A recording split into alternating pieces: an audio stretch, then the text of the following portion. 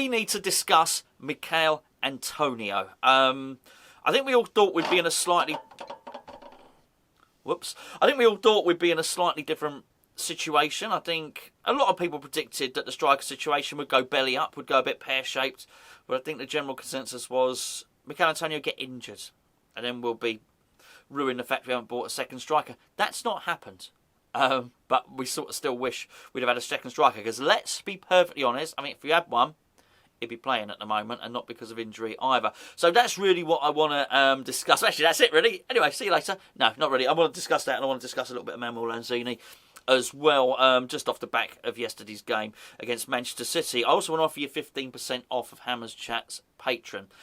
What's Patreon? What's Hammers Chat's Patreon? It's a paid subscription service where you get even more Hammers Chat videos, and by doing so you help support Hammers Chat, you help support the channel. All this free stuff on this channel and on the both Hammers Chat channels, that's still here. You still get it every day. But if you love this stuff, you can't get enough of West Ham videos, and you do like a little bit of Hammers Chat, then by joining Patreon you get loads of additional videos. You get player ratings videos, which funny enough I'm just off to record in just a second. You get a pre-match previews, opposition previews by Gio. They're very, very good.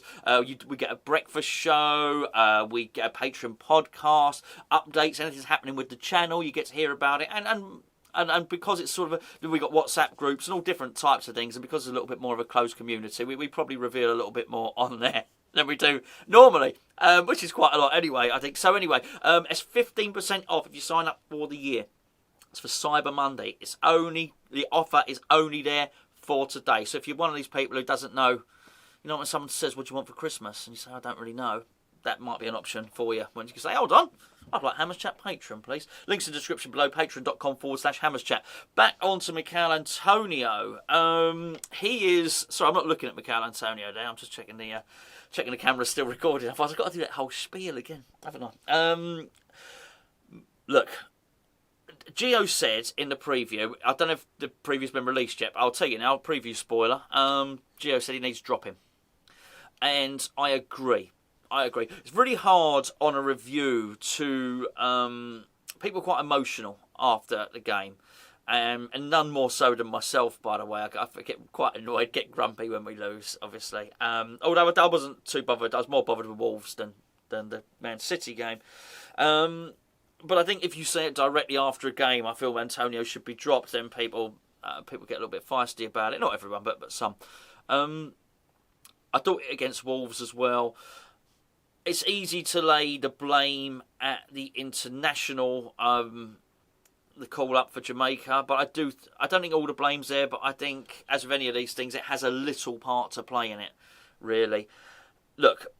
I think one of the big decisions at the start of the season, where David Moyes decided to go just with one striker, was that Michail Antonio was going to be the main guy. The dynamic was there, but the relationship between the club and David Moyes and Michail Antonio was such: you're my number one guy, you're my top striker, you're here. Look, you're only going to play for West Ham. I think since he's then, if I remember it rightly, he decided to play for Jamaica, then decided not to, and now he's gone to play for Jamaica again. And I think that's probably changed slightly the flow of the relationship. Make no mistake about it, if Michail Antonio was 24 years of age, he wouldn't be playing for West Ham, someone would sign him up. The only reason he's still at West Ham is because he got converted from a wide player quite late in his career. He's a little bit injury prone, although he's been really well managed this season, by the way, I have to say that. And because of his age, it really ain't worth anyone coming in and buying him. But as I say, if he was in his early 20s, mid-20s, everybody would be after him because he's a wonderful, wonderful player and highly effective. But I think sometimes... Well, I guess with any player, apart from maybe even the world's best, and let's be fair, even Ronaldo got dropped yesterday, right? Even some people need to be dropped sometimes because people are out of form, and at the moment, Michail Antonio's out of form, and I think this really is it pulls into question the decision to place all our eggs in one basket with Michail Antonio, and that is. I feel we possibly might have said to Antonio, you're our main man, you play up front on your own all the time. Whenever you're fit, you play. You're our main guy. We're going to not build the team around you, but we're going to make sure that we play a formation that suits you. The formation never... We know Sebastian Haller's a good player. That's quite clear. That's quite evident. But the formation never really suited Haller. So I feel it was very much a two-way street. I think maybe he cast his gaze elsewhere and he's looked at international football and particularly the opportunity that he might get to play in a World Cup. I think he's enjoyed the experience, but I think that really means that he can't commit everything to West Ham. He really can't. And I think with that in mind, it's really important that when we go and choose a striker, and I know I've said this before, but we go and choose a striker who can be better than Michail Antonio. I think very much at the start of the season when you felt that the things were just going to go differently. He started scoring really, really well.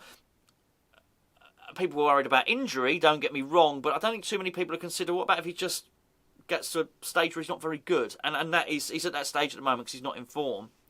So people were saying we need an understudy, we need backup for Antonio. You remember that phrase, every backup for Antonio, backup for Antonio.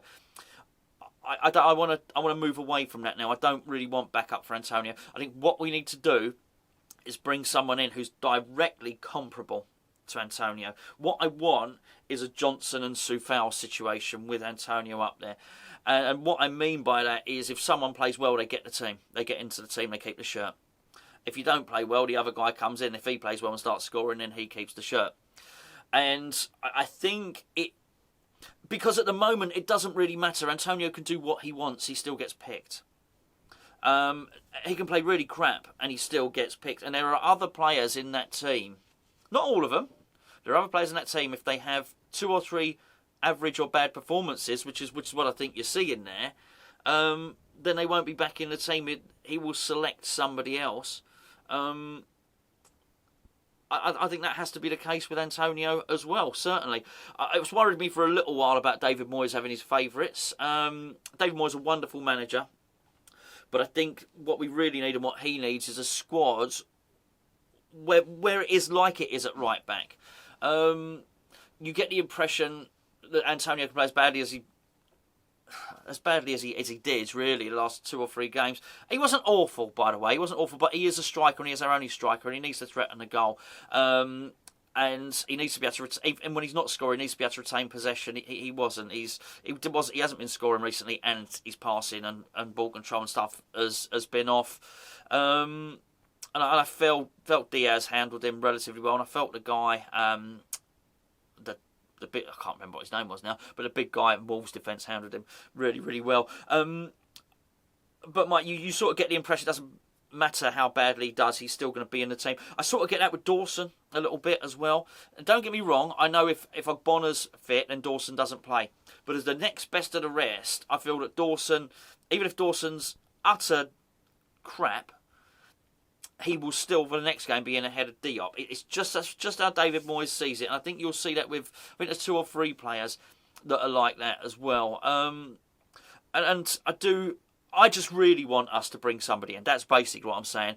I feel, it's not that it hasn't worked. It's worked up to a point. We can't keep going on like this because I feel Antonio will be more motivated. I really do think so. I think if he feels that he's not that certain that he's getting in the team regardless whatever happens, then actually that's going to be no bad thing at all. I think you'll get a really fit and motivated Michail Antonio who's going to come back desperate to prove a point and prove David Moyes wrong. At the moment, he doesn't need to prove David Moyes wrong. He's just sort of in the team anyway.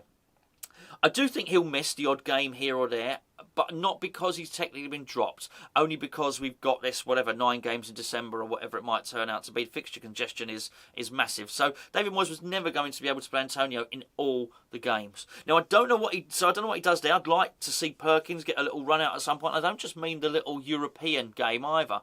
I wouldn't mind Perkins being on the bench for a few games. If Antonio's not doing it, bring the lad on. Let's just have a little look. Don't get me wrong, I don't think it's the long-term thing. I think we need to go out. Kretinsky's gone and said that he's not going to spend big. Well, no, fine, but I would like us to spend 20, 30 million pounds on a striker. I know that's big, but I think it needs to be done. I really do. Just in terms of Manuel Lanzini is going to be another video. Sorry, I've been waffling on for so long about Michail Antonio. We'll deal with Manuel Lanzini. We'll have a chat about him later on that one. But I think you know what I'm going to say on that. It's certainly time for him to be involved. We'll save that for there. Let me know what you think. Have I got this wrong? How many games would you give him? Would you?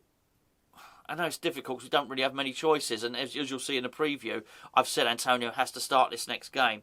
How many games would you give him, though, under normal circumstances, before you say, Antonio, you're dropped from the team, someone else is going in and having a go? Be it Bowen, be it Perkins, anyone else. I personally don't think we can properly drop him until we bring in another striker, and whoever that might be. We've all got our favourites. David Moyes' favourites, Joseph En-Nesyri.